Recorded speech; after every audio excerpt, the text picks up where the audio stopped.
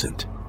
In the far south of Morocco lies Tissint, a land of rock and wind. Here, the Sahara thins into open plains of iron-rich stone, carved by ancient water and centuries of shifting sand. As the sun rises, the desert comes alive in color: ochre, rust. When the sun is low, shadows stretch and metallic stones stand out from the ground. Before heading out, make sure you have a loop, magnet, GPS, and a way to record what you find.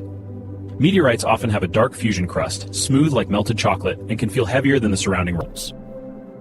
Encased in its ebony fusion crust, this fragment crossed the gulf of space before landing in the Moroccan desert.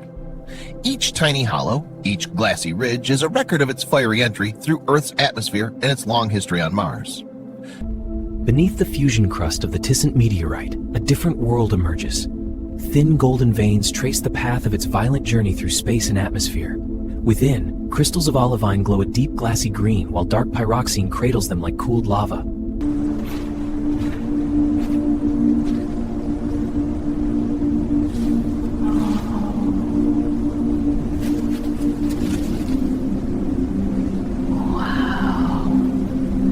Beautiful. That crust, still glassy.